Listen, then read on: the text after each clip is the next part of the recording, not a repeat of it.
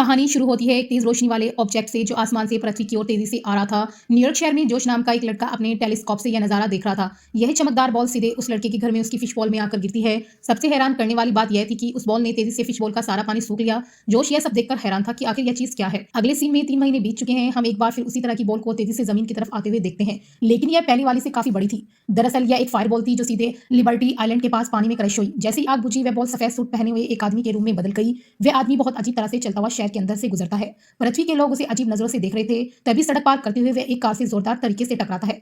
हैरानी की बात यह थी कि उसे कुछ नहीं होता, बस उसका पैर अजीब तरह से मुड़ जाता है। जैसे ही कार के ड्राइवर जोश की मां उसे बचाने के लिए बाहर आती है, वह आदमी वहां से गायब हो जाता है। वह आदमी एक सुनसान जगह पर जाकर खड़ा होता है। हम देखते हैं कि उसका कान एक दरवाजे की तरह खुलता है, जिसमें से एक छोटा सा आदमी बाहर निकलता है। वह एक रस्सी की मदद से सफेद कपड़े वाले आदमी के पैर पर आता है। वहां भी एक छोटा गेट था, जिसे वह आदमी पास लगे एक बटन से खोल देता है। अंदर उसे बहुत सारे वायर खराब मिलते हैं और वह छोटा आदमी उसके पैर के वायर ठीक करना शुरू कर देता है।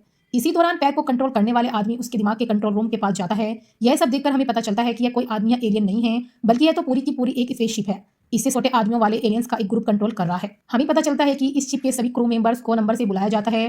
क्रू नंबर 1 शिप का कैप्टन, जो मुख्य रूप से सामने नजर आता है। क्रू नंबर 2 उसका असिस्टेंट, जो आने वाले समय में कैप्टन बनने वाला है। Crew number 3 system incharge. Ship का कैप्टन इसे कमांड बैग से कंट्रोल करता है। शरीर के हर हिस्से को कंट्रोल करने वाले के लिए छोटा एलियंस तैनात थे, जो हर काम की रिपोर्ट कैप्टन को देते थे। पीछे की तरफ सिस्टम इंजीनियर कैप्टन को बताता है कि एक्सीडेंट की वजह से शिप ठीक से काम नहीं कर रही है, लेकिन पृथ्वी के 2-3 दिन के अंदर यह पूरी तरह से ठीक हो जाएगी। शिप का ट्रैकिंग सिस्टम भी खराब हो चुका था। इसी मुश्किल सिचुएशन में कैप्टन मीटिंग बुलाता है। उनकी बातों से पता चलता है कि वे लोग प्लेनेट नील से आए हैं। उनके ग्रह के संसाधन खत्म होने के कारण उनका ग्रह तबाह होने की कगार पर है। उन्हें पृथ्वी से नमक के साथ पानी की जरूरत थी, जिससे वे अपने ग्रह को बचा सके। यही वजह थी कि वे सब बॉल की मदद से एशियन ओशन में पानी और नमक इकट्ठा करने आए थे, लेकिन वह बॉल अब गुम हो गई थी। वही बॉल जिसे हमने जोश के पास देखा था। पता चलता है कि उस बॉल का नाम ऑर्ब था।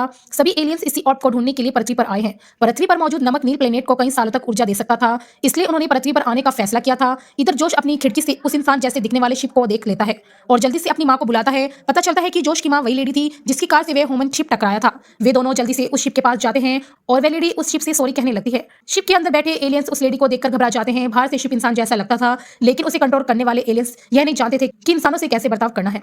भाग 2 देखने के लिए फॉलो करें और बेल आइकन दबाना मत भूलना।